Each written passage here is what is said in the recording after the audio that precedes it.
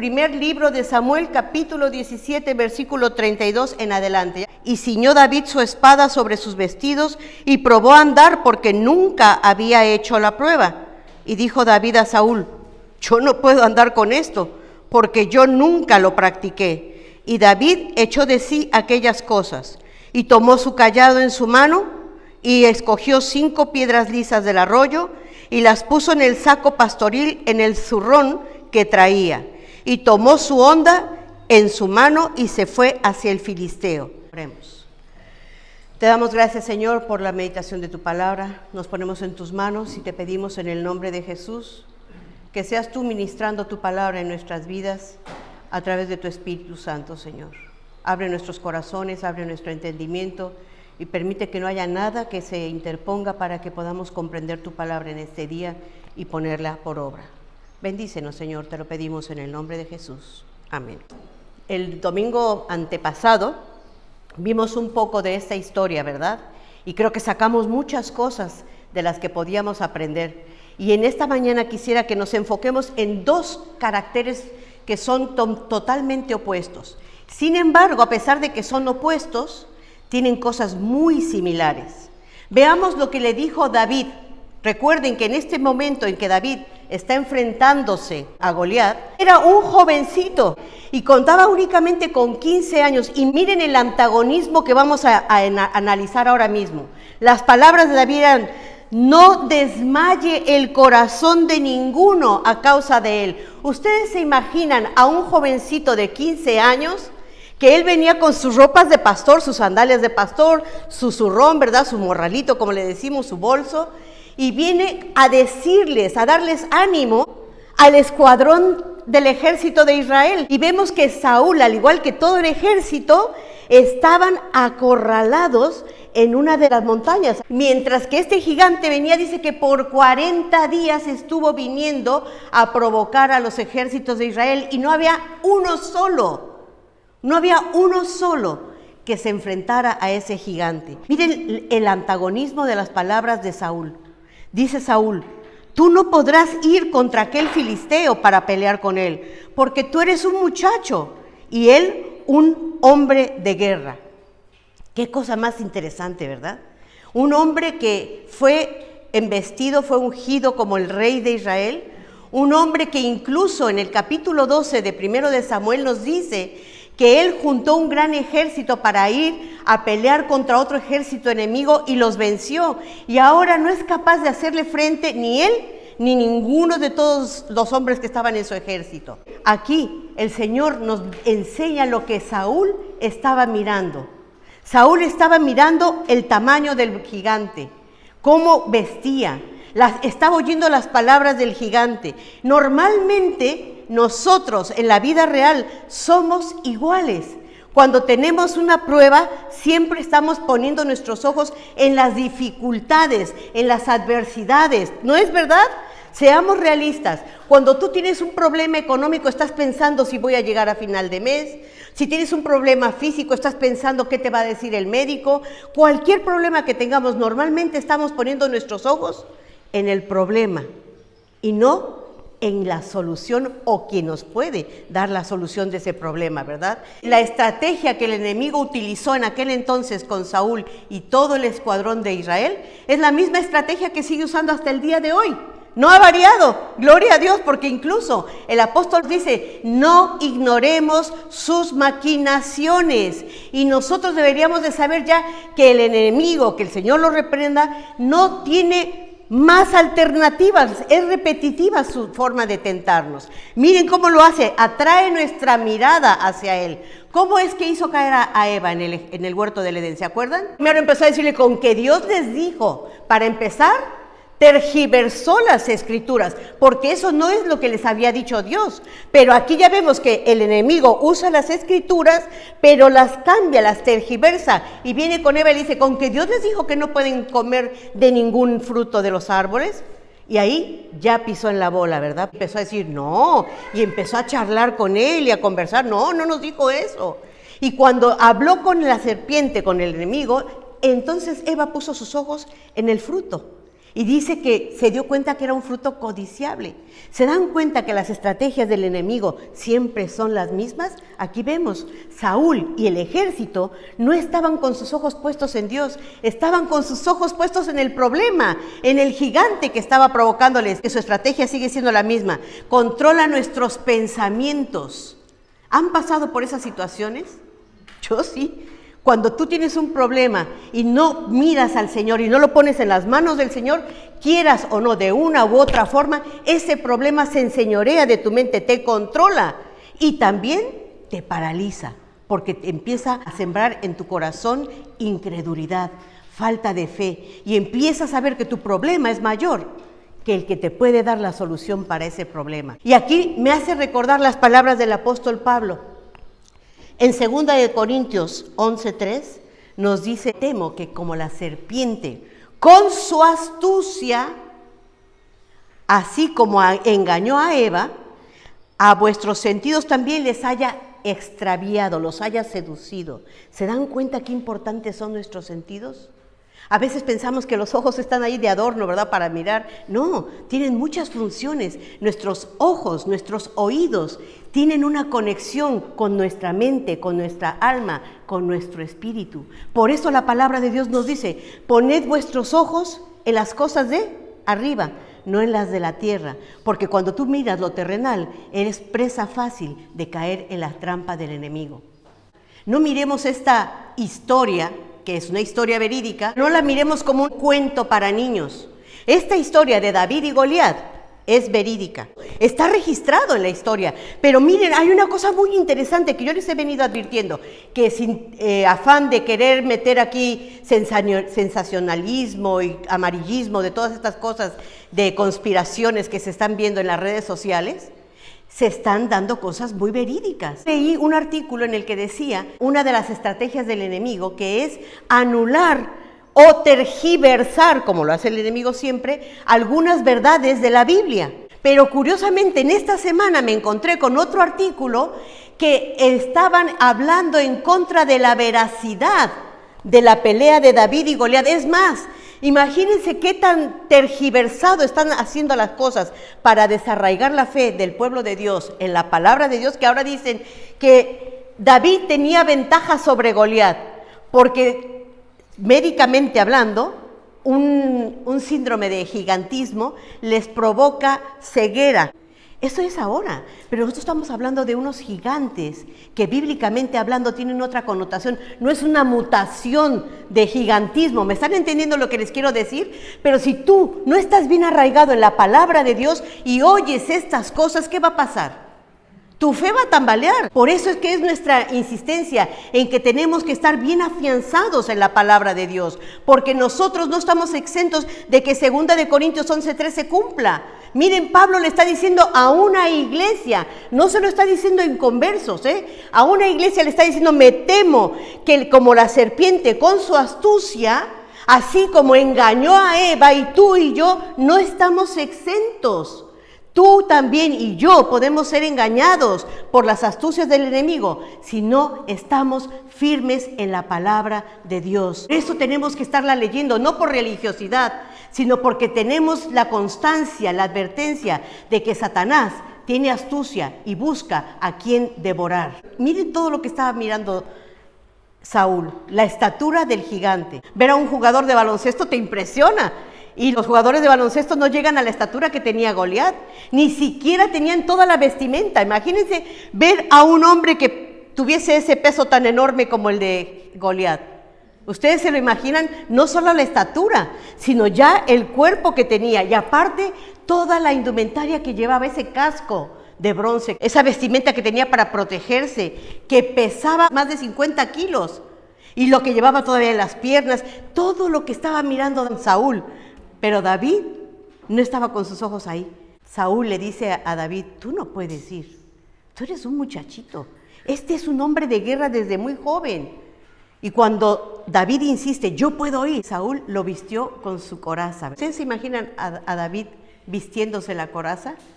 Para empezar, ni le quedaba. David tenía 15 años, Saúl tenía ya más de 30 años, y la coraza aquí se ve casi cómica, Pero no era así, era una coraza como la que vimos anteriormente de Goliat. Y el pobre David pues hace caso, se la pone. Pero cuando intenta caminar dice, yo con esto no puedo. Si es que él nunca había vestido una cosa así. ¿Quién define lo que tú eres? ¿Quién te define a ti? Lamentablemente, quienes nos define a veces es el medio ambiente que nos rodea. A veces hasta en la familia te dicen, tú no puedes, tú no sabes, tú no sirves para esto. ¿Les ha pasado? Yo veo que sí, ¿verdad? El medio ambiente aquí, David estaba en gran peligro de ser definido, no solo por Saúl que le dijo, tú no puedes. Oigan esas palabras que está diciendo, tú no puedes. Y la palabra de Dios nos dice que nosotros no tenemos lucha ni contra carne ni contra sangre. Es decir, no era Saúl el que le estaba diciendo a David, tú no puedes. ¿Quién era el que le estaba diciendo a David, tú no puedes? El enemigo, exactamente. Estaba utilizando a Saúl. Que el medio ambiente, amado, no sea el que te defina quién eres y qué puedes o no puedes hacer. Pero lamentablemente no solamente es el medio ambiente, que muchas veces nos lavamos las manos, decimos, es que todo el mundo me dice que yo no puedo, todo el mundo no cree en mí. No, muchas veces eres tú mismo. Muchas veces tú mismo dices, yo no puedo, yo no sé. Yo doy gracias a Dios porque eso se ha roto en esta iglesia. Bendito sea el nombre del Señor. Porque ahora cada vez que yo me acerco y les digo, ¿puedes hacerlo? Lo hacen. Ana ha predicado, Ángel ha predicado, Antonio está tomando el grupo de varones. Y doy gracias a Dios por eso. Porque no estás permitiendo ni que tu medio ambiente te defina quién eres y qué puedes hacer, y tú mismo estás rompiendo los moldes que te has impuesto muchas veces diciendo, no puedo. No debe definirte ni el medio ambiente ni tus limitaciones. El que te debe de definir es Dios. Amén. Dios. Mire, la respuesta que ustedes dieron al principio fue la correcta. Sí, Dios me debe definir. Lamentablemente está siempre al final. Le creemos a la gente, nos vemos en nuestras limitaciones y por último creemos lo que Dios nos dice. ¿Y qué es lo que nos dice Dios? Dios nos dice que Él puede hacer de nosotros una persona única, genuina. No todos vamos a ser como David, no, ni pretendan, Por eso les puse esa foto. Me encantó. No te puedes pretender poner los zapatos de otro. Te pueden quedar grandes. No quieras ser como Antonio, no quieras ser como William, no. Sé tú. Por eso me encanta ese libro que estamos estudiando con los varones. 12 hombres, ¿cómo se llama? Comunes y corrientes, pero también yo añadiría comunes, corrientes y diferentes. Pedro no era como Andrés. Pedro era el espontáneo, siempre estaba ahí en primer lugar. Andrés no, Andrés era el calladito, ¿verdad? Él trabajaba sigilosamente. Mateo, ustedes que están viendo Chosen ahora, ya hasta se están dando cuenta que tenía una enfermedad, ¿verdad? Pero qué curioso que esta enfermedad, lejos de limitarle, lejos de que le definiese que no podía ser un discípulo de Jesucristo, le hizo uno de los que llevaron uno de los mejores récords para el pueblo judío, guardando detalle de cuántas cosas hizo Jesús, cuántos peces, cuántas personas eran. ¿Se dan cuenta, amados? Con tus características, con tu personalidad, con lo que tú tienes, como tú eres, Dios quiere usarte. Lo único que te pide es que te dejes usar por Él, que te dejes pulir, que te dejes transformar por Él, que escuches su palabra y lo que Él te dice a ti y que le creas, que sea Dios quien te defina. Miren lo que dice la palabra de Dios en Isaías 41, 9 al 20. Yo les animo, búsquenlo, subráyenlo, oren en base a eso y pídanle a Dios que les ayude a creer a su palabra y que sea esa palabra la que les defina. Dice, porque te tomé de los confines de la tierra y de tierras lejanas te llamé y te dije, mi siervo eres tú, te escogí, no te deseché. No temas porque yo estoy contigo, no desmayes porque yo soy tu Dios que te esfuerzo. Siempre te ayudaré, siempre te sustentaré con la diestra de mi justicia. Me encantan esos absolutos divinos. Siempre estaré contigo, siempre te ayudaré. Creámoslo. David creía la palabra de Dios y eso era lo que lo definía.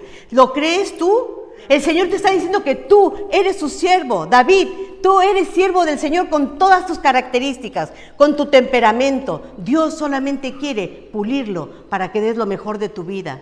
Antonio, Maribí, cada uno de nosotros, tal como somos, solamente dejémonos usar por la llenura de su Espíritu Santo para hacer la obra perfecta que Dios quiere usar para su reino. Siempre te ayudaré, siempre te sustentaré con la diestra de mi justicia. He aquí que todos los que se enojan contra ti serán avergonzados y confundidos, serán como nada y perecerán los que contienden contigo. ¿Lo ven esto en David? ¿Lo vemos? Y más, dice el versículo 12, buscarás a los que tienen contienda contigo. ¿Y qué? Y no los hallarás.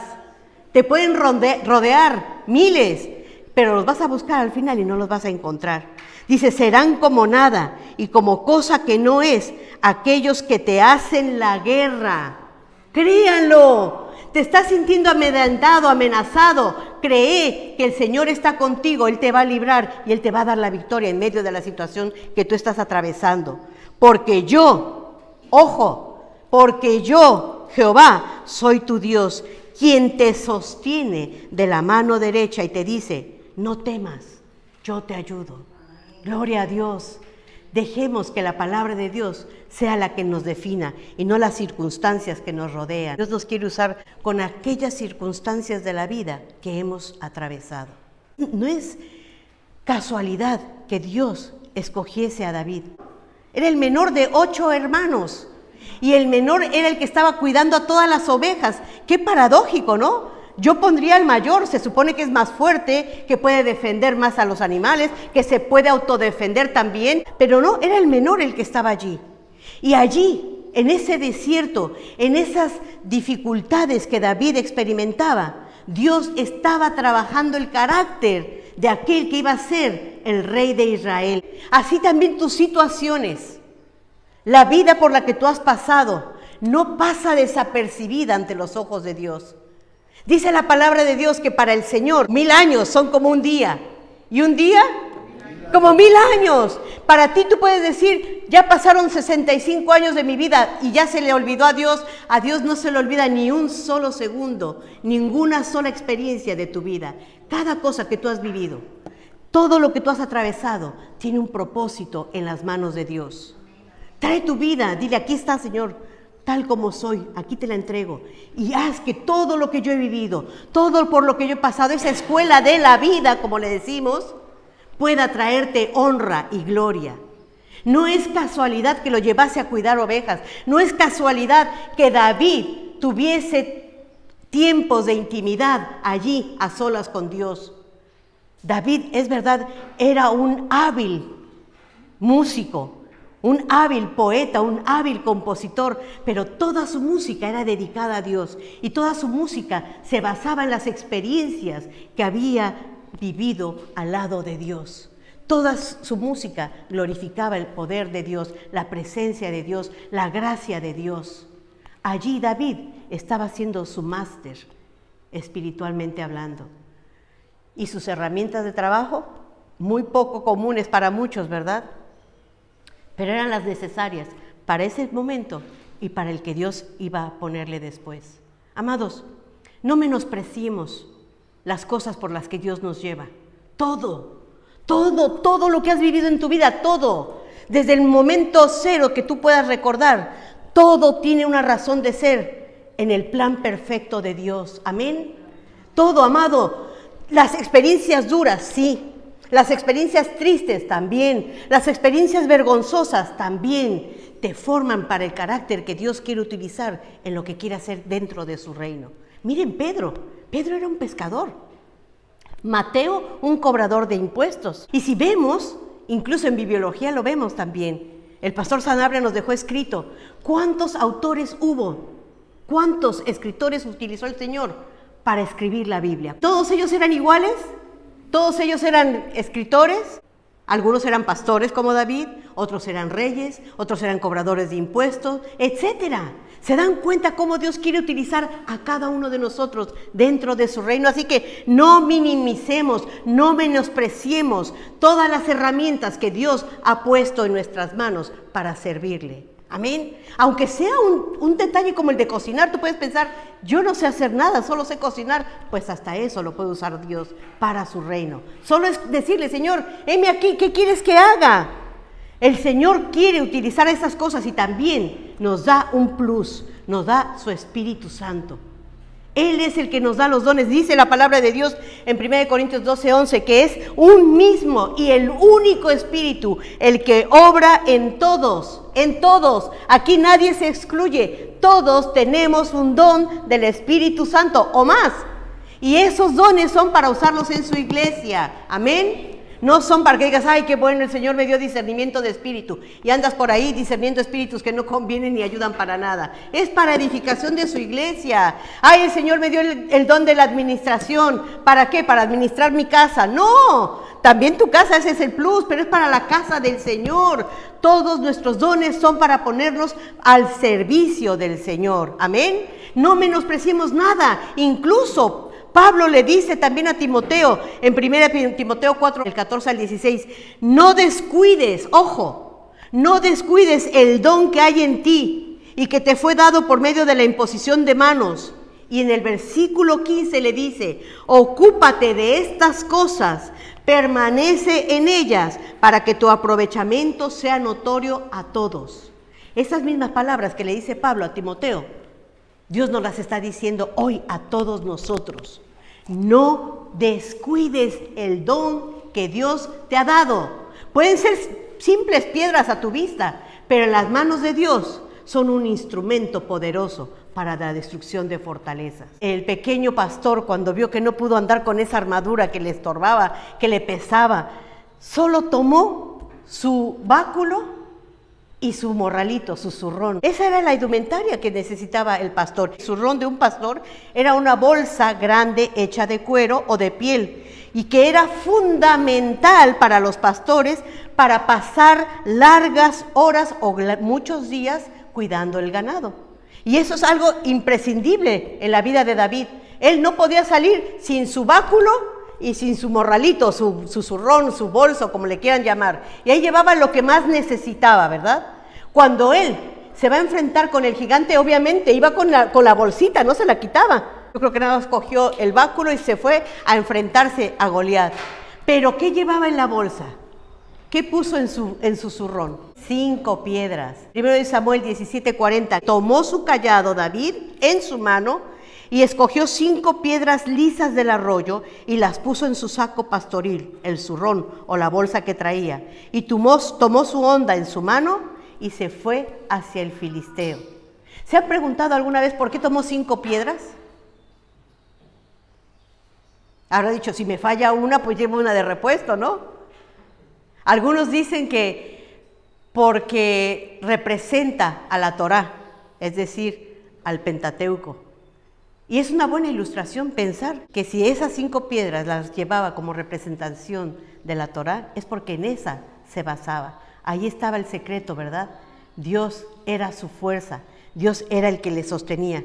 Pero hay otros también que especulan y dicen que cogió 5 piedras porque se dice en la palabra de Dios que Goliat tenía otros 4 hermanos. De hecho, después ustedes siguen leyendo el segundo libro de Samuel, se dan cuenta que algunos de los valientes de David mataron a esos 4 gigantes. Vemos que no era el único. Se habla mucho de Goliat, pero no era el único gigante. Era una tierra de gigantes. Cuando iban a entrar a Canaán, Josué mandó a los espías y dijeron, ahí hay gigantes, es tierra de gigantes. Es más, hay unas murallas impenetrables. ¿Y esas murallas cómo cayeron? Solamente con la alabanza a Dios y en silencio marchando. No tuvieron que lanzar nada, ni fuego, ni golpear el muro para que cayera. Son 5 piedras, ya sea que era para los 5 gigantes que estaban allí o porque se basaba en la palabra de Dios, pero llevaba 5 piedras, pero solo una fue la que necesitó. Y eso me llama mucho la atención porque en la numerología bíblica se dice que el número 4 representa todo lo terrenal, todo lo práctico, los 4 puntos cardenales, etcétera, las 4 estaciones del año, todo lo que tiene que ver con la tierra. Pero el número 5 es el número que representa la gracia. Y la palabra de Dios nos dice que nosotros somos salvos por gracia. David se libró del gigante por la gracia de Dios. Es verdad, David podía haber sido ya un hábil tirador con la onda, ¿verdad? Hasta 5 kilómetros podía llegar. O sea que era fuerte, ¿eh? Pero no está ahí el poder. No digo que no haya sido hábil, no digo que no tenía ya práctica. Sí, ya tenía práctica y era hábil, pero era la gracia de Dios. Y esta es la diferencia entre David y Saúl. Noten, Saúl fue ungido por Samuel. La unción representaba la autoridad de Dios para ser el rey y la presencia de Dios para acompañarle. Por eso es que Saúl fue capaz, después de estar acobardado, fue capaz de ir a enfrentar a un ejército. David también había sido ungido y estaba queriendo desafiar al gigante Goliat. Pero ¿cuál es la diferencia entre Saúl y David? Los dos están ungidos. Uno obedeció a Dios y el otro lo obedeció a medias. Dios le dijo, tienes que matar todo el ganado de aquel ejército pagano. ¿Y qué hizo Saúl? Esto lo guardamos. Cuando llegó Samuel le dice, oye, ¿qué hiciste? No, ya los matamos a todos, a todo el ejército. ¿Y qué es ese balido que oigo ahí? Es que el pueblo, como Adán, la mujer, y la mujer, la serpiente. Es que el pueblo quiso guardar lo mejor para dárselo a Jehová. Se oye bonito, ¿verdad? Qué espiritual. ¿Pero es lo que le pidió Dios? No. Por eso Samuel le dice, se complace Jehová tanto en el sacrificio de carneros, más que en la obediencia. El obedecer es mejor que el sacrificio. Tomemos nota, amados. Tú puedes decir, yo soy hijo de Dios, tengo el Espíritu Santo, pero ¿estás obedeciendo la palabra de Dios? Noten la diferencia. El ejemplo nos está dando Dios a través de la palabra. ¿De qué te sirve la unción si no estás rindiendo tu vida al Señor? ¿Para qué quieres los dones? ¿No es para servir a Dios, para honrar a Dios?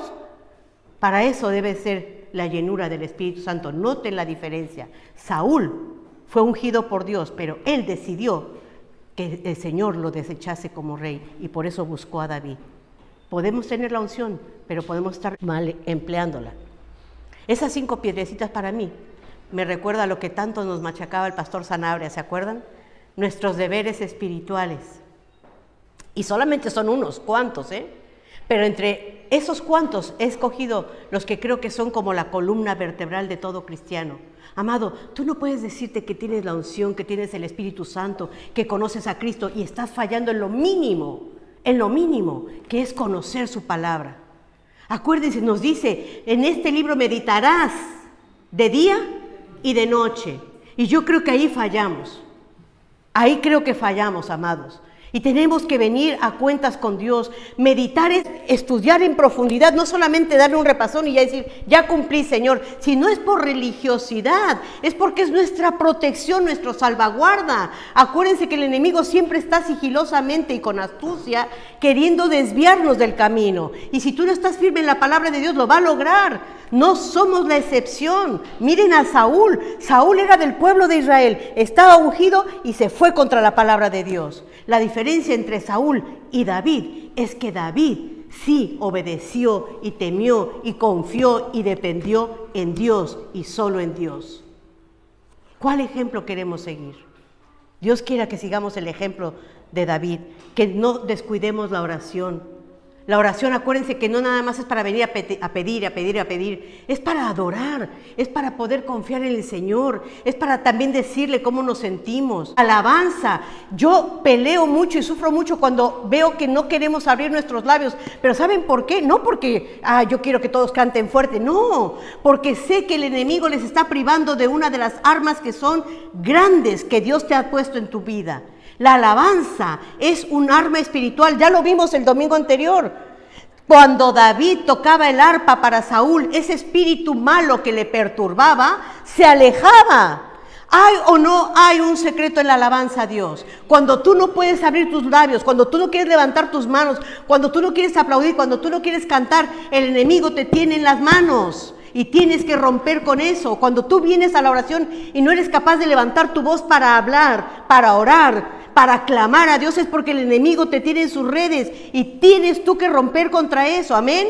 Yo puedo estar orando por ustedes. Cuando me dicen, hermana, ore por eso, yo oro, pero tú tienes que orar. Aquí la guerra es uno contra uno, como David bajó de la montaña al valle, así tú también tienes que venir y enfrentarte al enemigo tú cara a cara. Pero muchas veces nos escapamos, estamos atrincherados como el ejército. ¿Por qué? Porque no conocemos a Dios, porque no hemos pasado tiempo con Él, porque no podemos apelar a su palabra.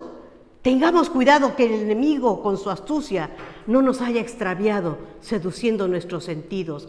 Cuando estaba Moisés en la cima de la montaña, estaba orando por el pueblo que estaba abajo en el valle, peleando contra el enemigo. Y dice que sus manos se le cansaron y cuando él bajaba las manos, el pueblo del enemigo prevalecía, ¿verdad? Éxodo 17:12 dice, y las manos de Moisés se cansaban, por lo que tomaron, aquí está, fíjense, es el primer detalle y se nos olvida. ¿Ven?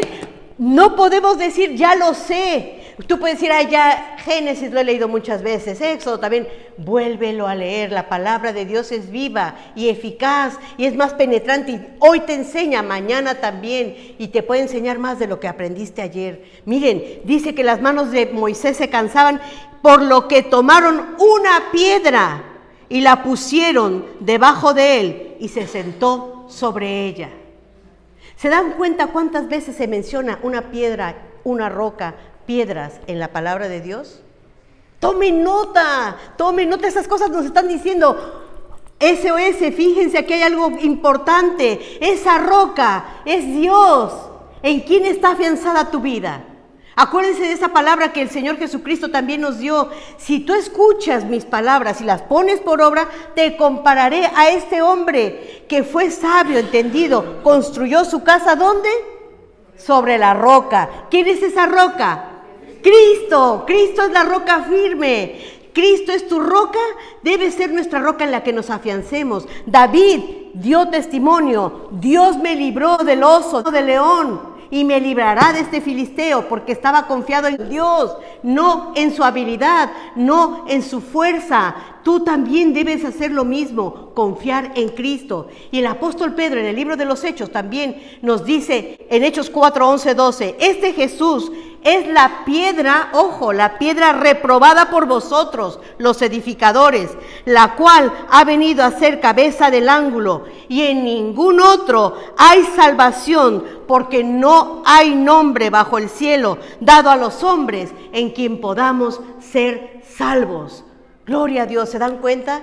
Este discurso fue el discurso que dio Pedro cuando lo mandaron a llamar todos los escribas y los fariseos y le preguntan, ¿tú por qué, en qué nombre andas haciendo todo esto?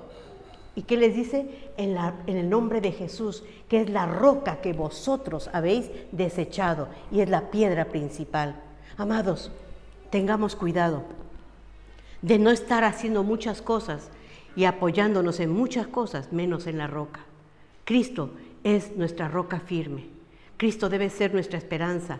Cristo debe ser nuestra base.